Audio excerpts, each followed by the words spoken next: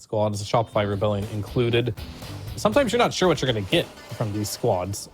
So whenever you play Eastern European team, at least the big three, right? The 9 Pandas, Spirit, and BetBooms, you know it's going to be a tough game. And we'll see what Shopify Rebellion can bring to the table. Because like if they are not playing their best, they're not going to be able to beat this team. You got to play your best. Because this is a team that does not mess around. You've got the ex-EG player, Nightfall, used to play for Shopify Rebellion when they were under EG as their offlaner, now playing the carry role, arguably having more success going to a new team, right, since then. And then, of course, Toronto Tokyo moving from position 5 from Team Spirit. You've got some all-star players here on BB team. And Shopify Rebellion, they've had generally the same squad for the last few years here with mixed results. Really just trying to, like, prove themselves that they're still good. Talking about mixed results, indeed. Do you remember the last time these players have won a Tier 1 tournament on the side of Shopify Rebellion? Well, I'm going to rub in some salt because everybody's been waiting and seeing that Shopify, they could win when they were EG. Oh, they could win this one. But Abed never won a Tier 1 tournament. Saberlight never won a Tier 1 tournament. Fly, Kiev Major with OG in 2017. Artesian Crit, Manila Masters in 2017. It's been 6 years since a Tier 1 tournament victory for anyone on the side of Shopify. That's a long time. Yeah, that is a very long time. It's about the time when you won TI. I was going to say, that sounds about the time when the last time I won a Tier 1 tournament. But theirs was the Middle Masters was shortly after I retired, so. But the more, the merrier the motivation for Shopify to really pull it off this year. As we kick off our laning stage, Bounty is split 2 for 2. Very calm, very cautious start. No first blood, smoke gank shenanigans on either side of the map. And now just looking for the action to kick in and all the small, minor detail. Already talked about the death statistics for Abed and Saberlight, but also BetBoom with their successful win rates in the past. Their big hype that they're riding on, that they can beat almost any team with a very good probability. Probably weren't the favorites to win TI this year, yet alone getting past the road to the internationals. GPK and Abed stretching their limits here in mid. Are indeed. I'm just paying a very close eye on, well, I guess every lane is very interesting, but the top lane, how well can RTZ do against the Centaur? Because I think this lane's pretty critical, and I can see it going either way. If I look at the bot lane, it's going to be just a wash. I think Lysteer, Brew are just going to farm. Mid lane, they're just doing mid lane things, you know, just always keeping on your feet. You always have some type of anxiety. Everyone's at 10% HP as mid laners, but they know what they're doing. They're just getting their bottles out. They're going to go get the room. They're going to stabilize. It is all calculated. Yeah. But the one lane that's a little bit different is for sure going to be this top lane. I think that's where first blood most likely will be spilled as well, one way or another. And I think whoever does well in that lane is it's going to have big implications on how this game starts off.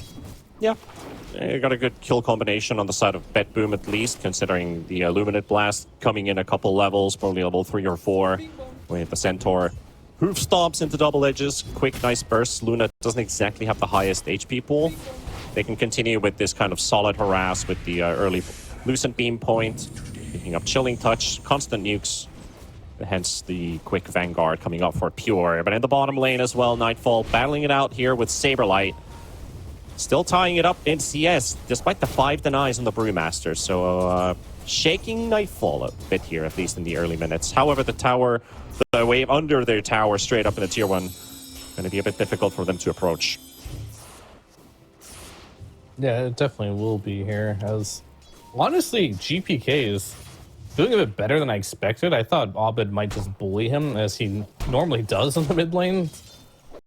Especially in a matchup that I feel like he's super confident in, but GPK is winning mid. He's got 4 denies at 17 CS, but he has 4 creeps under the tower here as well that he's probably going to mop up and get all of them as well. So we'll see after this. Can be it. Oh, he missed one, so he's only going to be at 20 CS instead of 21. But still, a pretty good lead, like a entire wave lead for GPK here. Yeah, GPK has, after after the first day, he is the second highest in kill participation. So also looking at a hero like Storm Spirit, he's definitely going to be active around the map. He's been part of 85.7% of BetBoom's kills. So almost every time someone dies, GPK, he has something to do with it.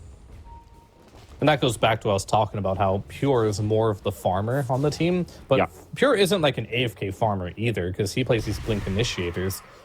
It's just, your BB team is a very active team. They have 2 players and their core roles that are always looking for kills. It just so happens that Pure seems to just be, he takes more net worth later on in the game because GPK is kind of self-sacrificing himself, because somebody's got to make the plays on the map, and they've decided it's going to be GPK.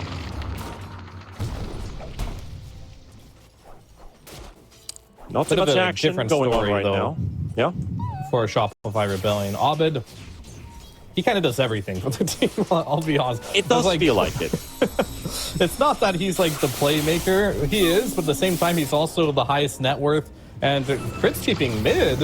And they make this one work out. The raindrops are going to soak up a bit here, but the Inks will stun. First blood imminent, and that Abed kill is a certainty. However, it does get traded off by Toronto Tokyo with a level 2 magic missile. All right, well, phase shift available, so trade off 1 for 1.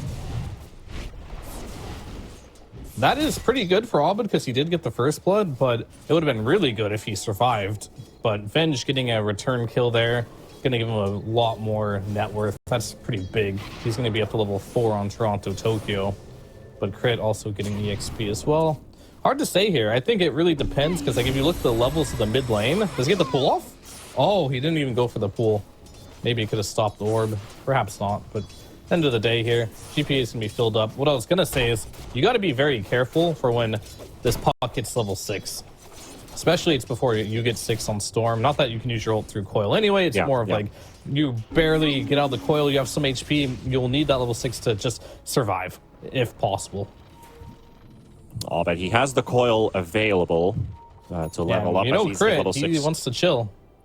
Yeah, they're also paying attention for the 6-minute rune, but if they see a kill opportunity, they will take advantage of it. Save is coming in, though. Coil popped at the same time, and here comes Toronto Tokyo, and Abed might be the one in trouble, and there goes your puck. Deleted. BetBoom, they're not done yet. Going straight to fly. GPK right on top of him, looking for a secondary kill, the Ancient Apparition, and he's not going anywhere. Save will secure the kill with a right-click crit. Maybe he took the rune away from GPK, but that's 2 heroes lost for Shopify.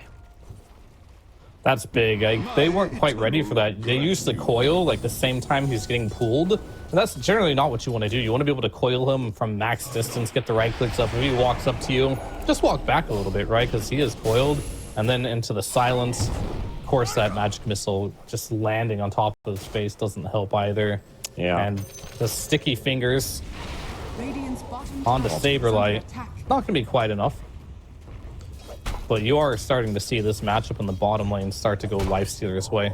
Yeah, but you have to say that was a really good bait from BetBoom, because GPK had time to react to puck hitting level 6.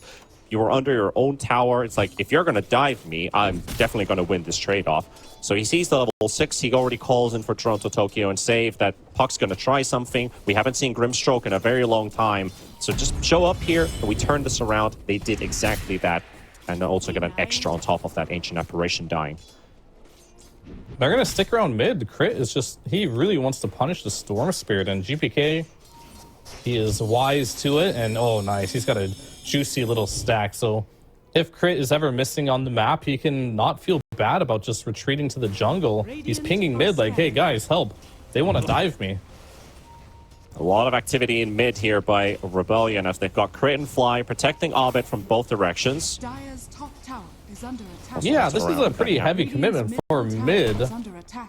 And this patch, like the mid tower used to be super important. Now, I think it's lost a lot of value of like what it. I mean, Arteezy's pinging the tier 1 tower at top. That guy, Centaur's also taking a tower here. Like, I'm gonna need a bit of help here too.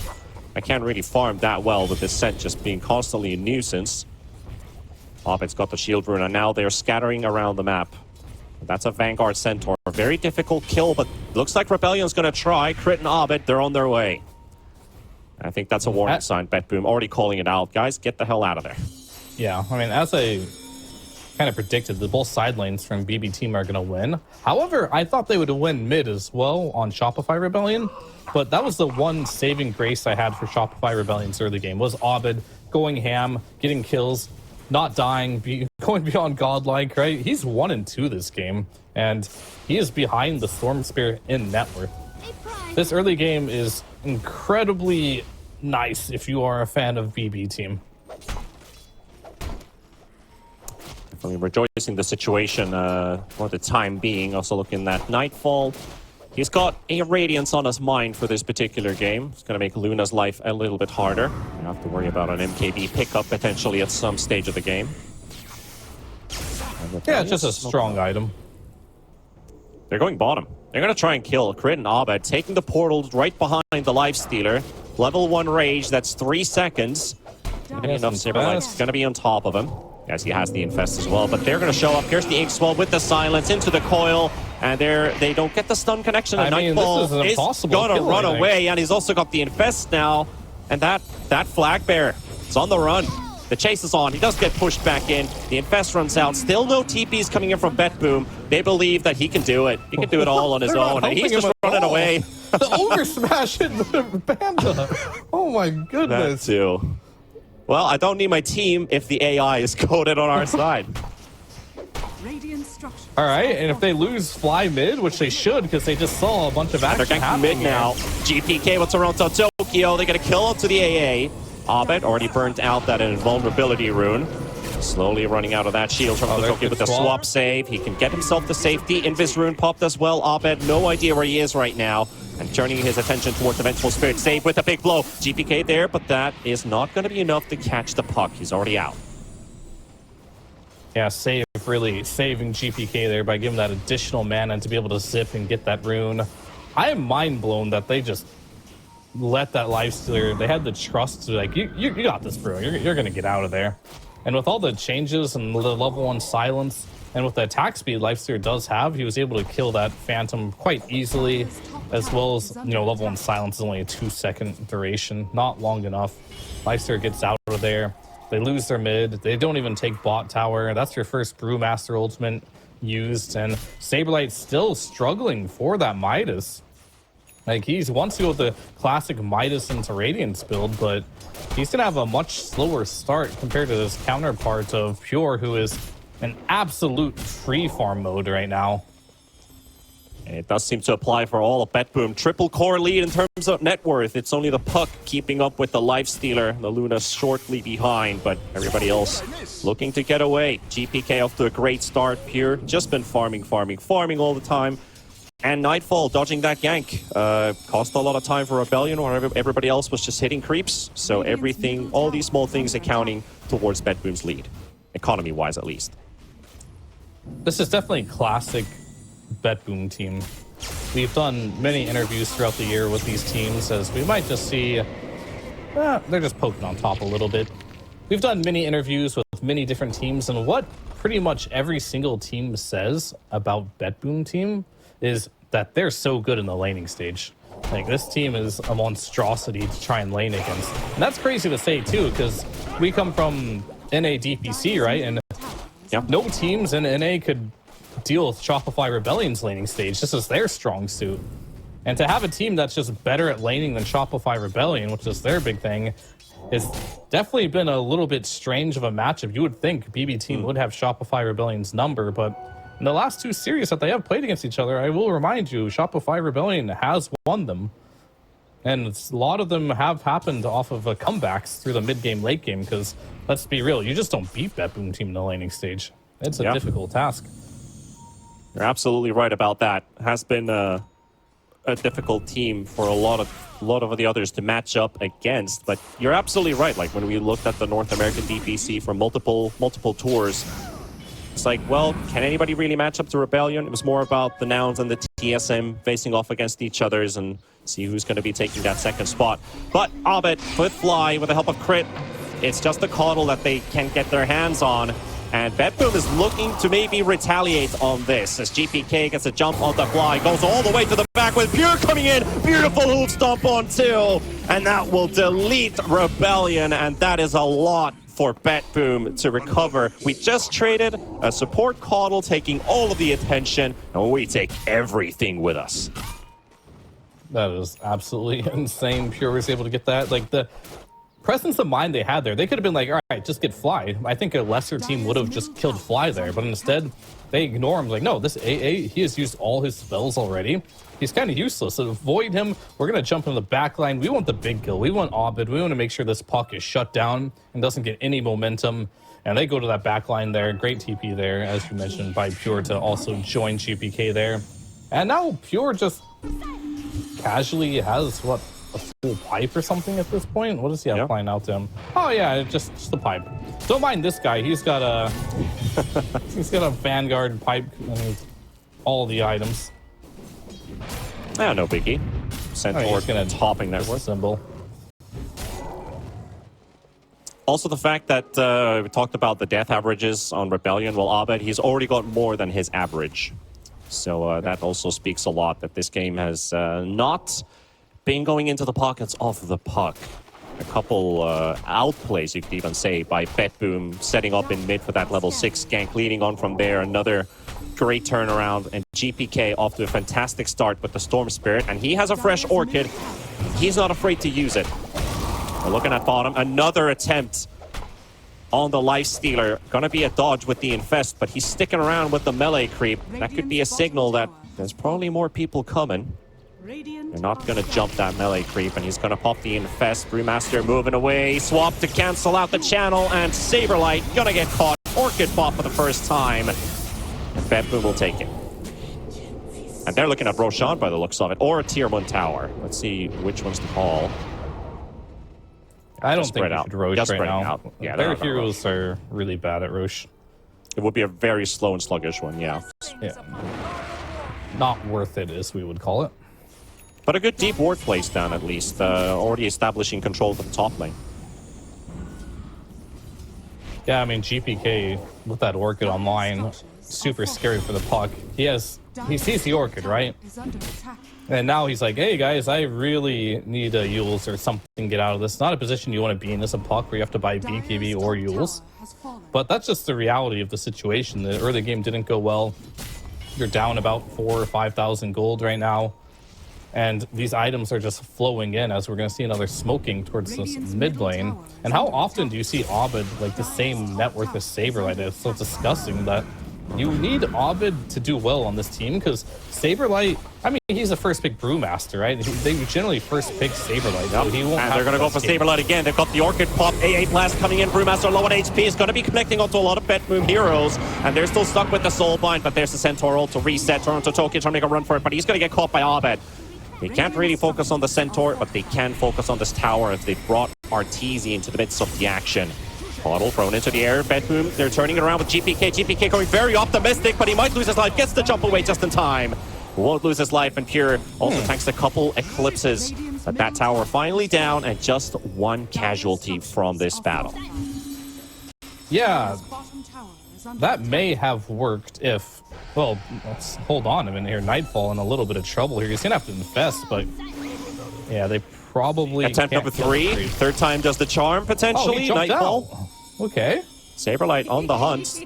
They've got vision on the Lifestealer now, and Abed's going to be on his high on his heels, and the coil snaps, and that's a big kill if they can get it. But he rages up, and Abed loses his life, and so does Saberlight. BetBoom! They just turned it. They flipped the table upside down. They don't get to kill the Lifestealer. Not even a third attempt will be successful for them. Happy Friday 13th to you, as BetBoom's just taking everything right now.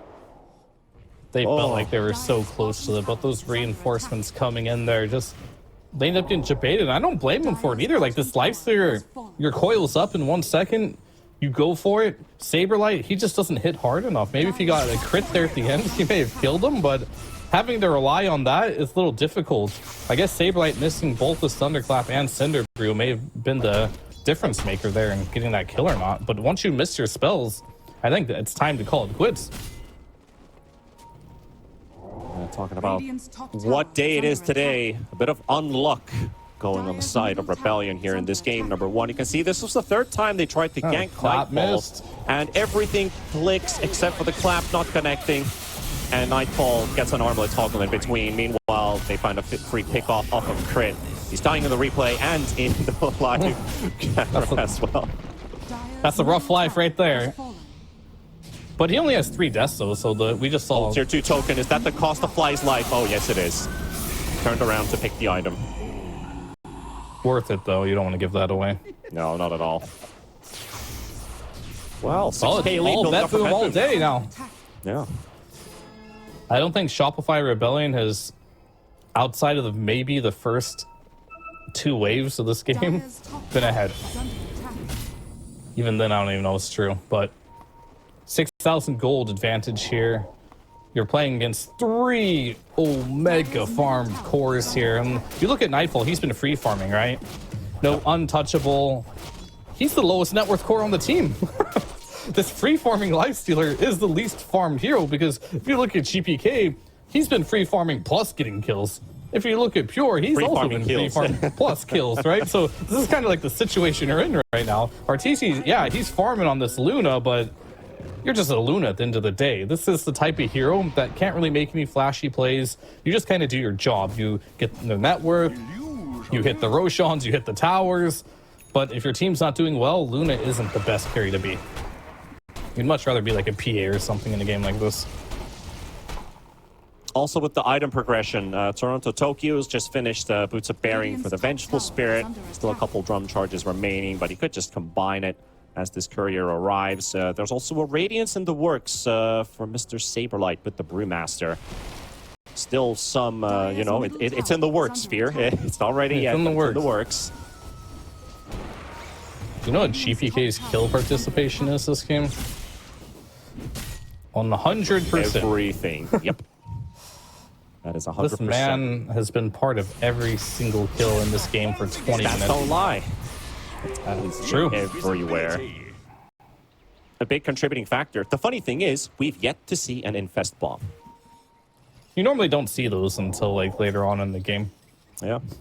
They haven't needed to resort to that early on in the game either, so Lifestealer's just hitting creeps around the map, picks up a couple casual kills on them trying to kill him. Always a great turnaround. Fear is going to go for the initiation onto the Saberlight Brewmaster. Here comes the rest of the backup, throwing in a couple of stuns. Forcing out TPs and a smoke from Rebellion. They're looking to retaliate and answer to this. They see Toronto Tokyo for a mere second. Counter smoke from BetBoom. And here comes Lifestealer as a range creep on the left side, exiting the triangle, but they already moved towards the Tormentor. But is this an awkward time for it? They see their coming. Fly's already low on HP. Oh, this yeah, is not looking good for Rebellion. This Perfect is timing awkward. for BetBoom, though. Pick up the Yule's already popped on the puck. Toronto Tokyo will get the Tormentor as well as killing Fly and killing Abed. And an Eclipse popped by Arteezy. He's feeling a bit of frustration here as well. He can't really get too much done here.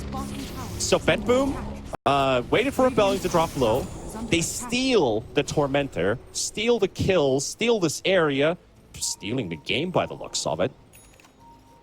I wouldn't say they stole the game. This game was like They're never not, in not Shopify giving it back Rebellion's to Rebellion, hands, right? that's for sure. I think they have ownership of this game since the beginning. If anyone were to steal this game, it would be Rebellion at this point. Well, I think that's a different type of steal, but you make a good point. You make a good point. I mean, we are probably just. I mean, would you waiting say to see BetBoom is owning this game? They're definitely owning this game. There you go. So they have ownership. Therefore, if Rebellion want to get this game back, they're gonna have to steal it. Let's see what Rebellion can conjure up. At least Arteezy still topping net worth, but it's a slight help here. Puck able to jump around, but actually jumps in with the illusory orb as GPK blocked the other exit. And that's another Abed death. Death number 6 on the puck, and Arteezy forced away with crit. Another kill for BetBoom. Rebellion only 3 kills this game. All their gank attempts have failed. BetBoom everything. This is what I mean about the Luna, right? This hero, yeah, Arteezy's farming a lot. This hero does farm fast, but if your team isn't doing well, Luna can't really do well. Because, like, Luna has to be able to... The fights need to be longer. but they end so fast. Like, your supports are instantly dying. Your puck is instantly dying in these fights. 2 and 6. Saberlight, he doesn't even have a Radiance yet. Maybe the next timing you see for Rebellion, well, we'll have to save that as Arteezy. Uh-oh. That's not one that you want to give away, but he gets the BKB turnaround, pops the Manta, lives a bit longer, but can Rebellion finally get some kills on the board? Potentially Toronto. Tokyo could be one. Gets caught by the Lucent Beam stun as the Centaur takes the rest of BetBoom to safety. So they get to keep Ortizi's life intact, despite the 9-second BKB, but a totally value BKB usage there that does credit them a kill and keep their carry alive. They would have killed him if Nightfall joined, but during that whole entire fight, Nightfall was just farming. So Not I surprised. think BetBoom is very fortunate with the turn of events there. They only lose their Venge. They force out the BKB, they force out the clips, they force out the primal split. And Nightfall was just AFK farming the entire time, so no sweat off his back. He's like, oh, cool, I only lost Venge and they used all their spells and I got free farm for like a minute and a half. I'm cool with that. Pure, Nightfall, and Arteezy are the three players who haven't died this game yet in the first 24 minutes, despite it being a bit of BetBoom dominance. This kind of reminds me of BetBoom from last year, how they started off, well, that was day one, game one, where I think they led 20-0. They lost the game, but that was a different roster, that was a different gear, that was a different patch. A lot This of BetBoom differences is a there. bit different, yep. I just remember I was a huge BetBoom fan last year when they actually got to TI. I was like excited for the boys, been casting them throughout the entire last year's DPC, starting from Division 2, signing a stand-in into their mid. We talked about Laurel, who's now playing with another team. And Yeah, how the other that good team has Eastern European transitioned. Another great East European team. And how this BetBoom has transitioned with this roster throughout this year, how they're looking right now.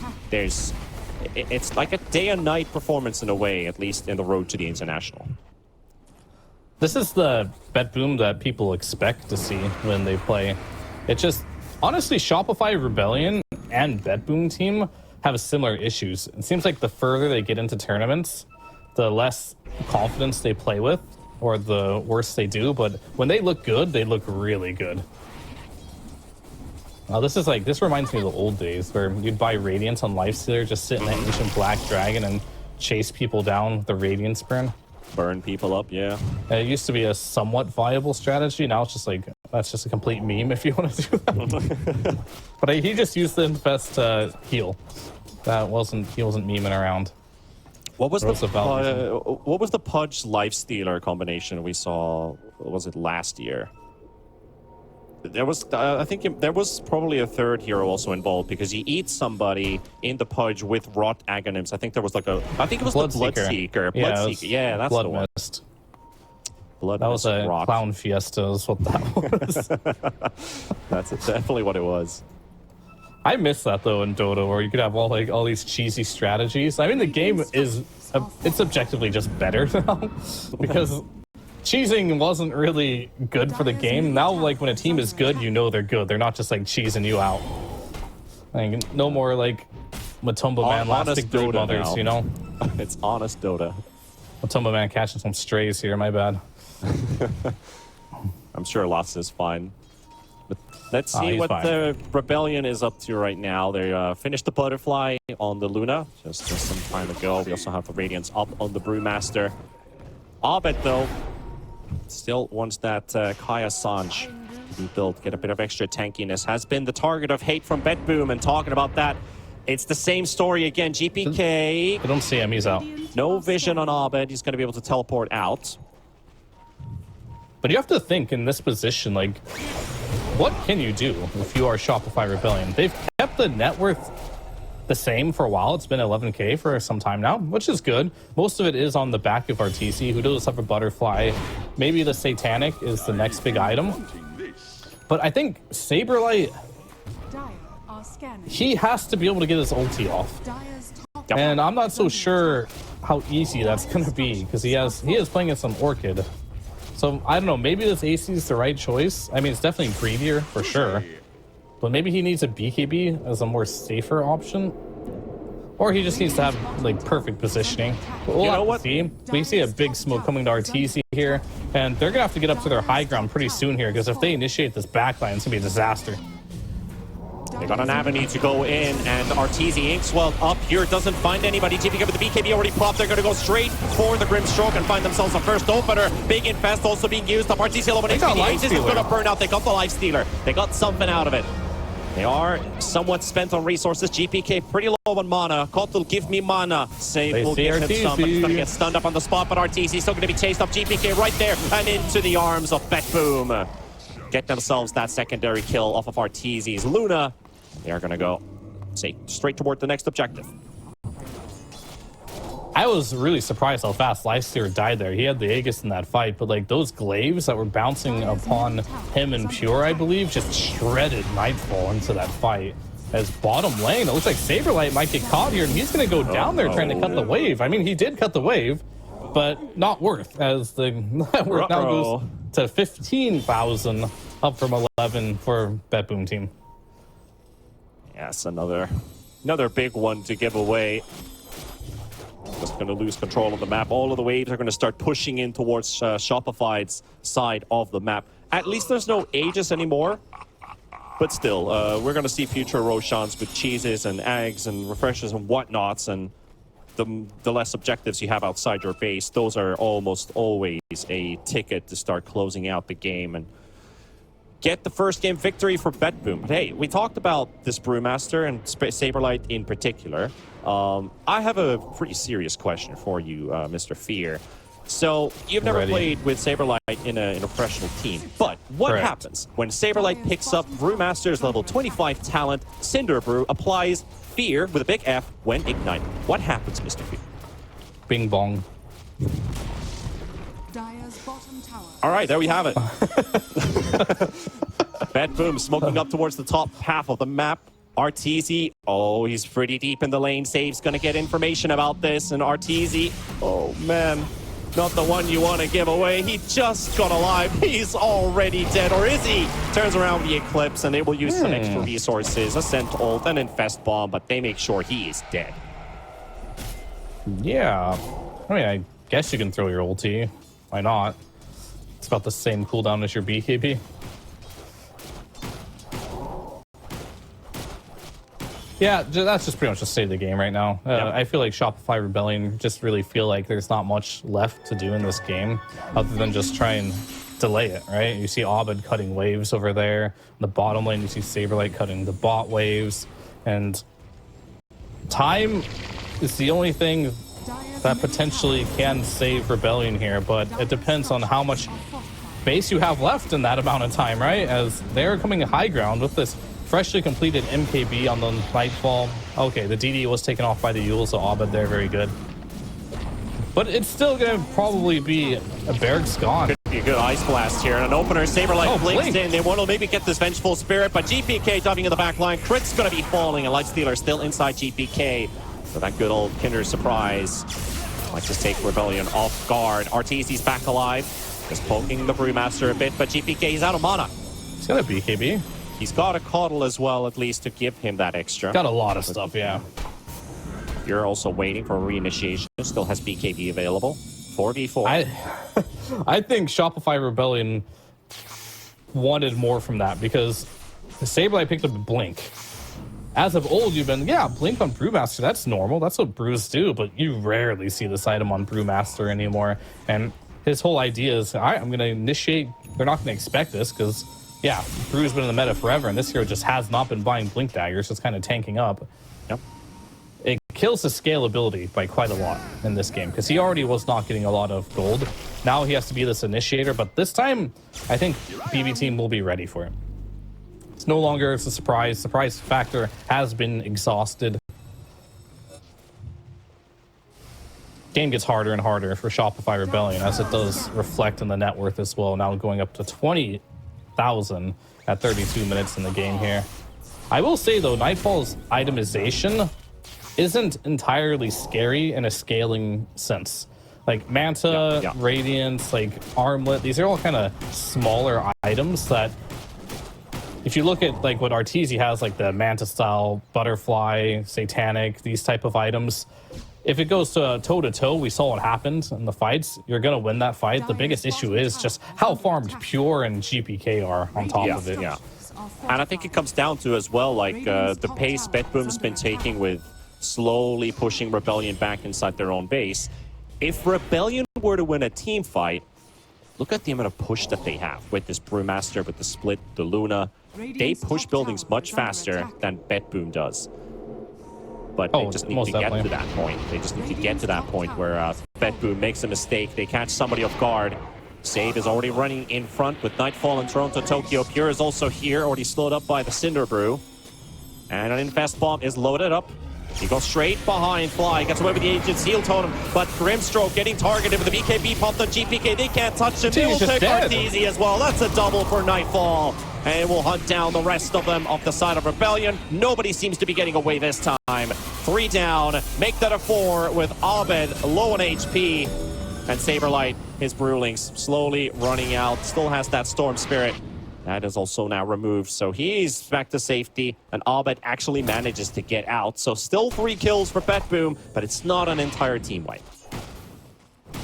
And this Luna's starting to feel like paper. Look at that damage done. GPK just goes in. You talked about it during the drafting stage. He's just going to hunt Crit all game long, and Crit has no defensive items. He went for the Aether Lens. No Force Staff, no Glimmer Cape, nothing to really help him get away from that. So they go on him right away, and then Nightfall's just like, I'll just focus Arteezy. Arteezy does have a lot of net worth, but this Butterfly, you can consider it canceled out with the MKB now online for Nightfall here. As this game, it's looking like it may not be going on for too much longer here, but they're trying their best to do what they can here, as Abed did cut the mid wave, so there are no waves in the base anymore. But they will get the melee racks mid until the backdoor protection does kick in. Yeah, well, at least Abed's making them work for their money. Almost getting killed by Toronto Tokyo, but didn't have the help of Pure in time. So Abed manages to move out without losing his life. And as he said, 1.5 lanes of racks have been cleaned out from the base of Rebellion. So it's not over, but it's very close to that as well. And the graphs agree. They're just running out of play options here. In fact, I feel like Shopify Rebellion has only had one play option this entire game. Split push. And try not to get caught. Every team fight, it's just the heroes you have no stuns, right? And I think the only way you're going to kill a hero in this game is if you can chain stun him. Like, the Puck did not have the type of game where, he is not really able to do much in this game. And your supports, they want to play with stuns. Brewmaster isn't a real stun hero. Puck isn't a real stun hero. Luna doesn't have any stun, not like a Faceless Void. That's why you saw it get banned out. It's very difficult to initiate. And you just press Stampede, right, with no stuns, and you just walk away if things start looking bad for a BB team. Not that they ever need to walk away with the net worth that they do have on these heroes. Yeah, even picking up a 6th hero for Rebellion in terms of Grimstroke with the Aghanims is not going to save him this game. I was going to say a 6th hero. Like, maybe if a Faceless Void joins the game for Rebellion right now.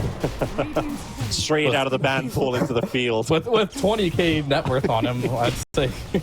Well, I think all they just need is one good chrono into AA Blast and, win TI5 again. But this Roshan with the Aegis and the Cheese, it's going in the way of BetBoom. Well, you can't stop it. They certainly can't. So what do you do? Push the lanes up. I think they need to get someone to push up bottom. I think Arteezy will clean up mid. They're going to push already going there, bottom. And I think you see Saberlight on the top lane as well. He is going to just keep cutting waves. It's Rat Dota time, baby.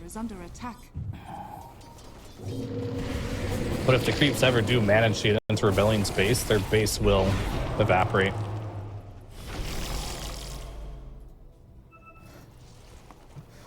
Look at Saberlight. He's so annoying. Look at Abed. He's so annoying. They're just going to cut this top and bot wave forever. I don't see them leaving. At least they can frustrate BetBoom, but can they push them off the pedestal is... something really. Oh, they have a wave mid, actually. Uh-oh. Somebody didn't do their job.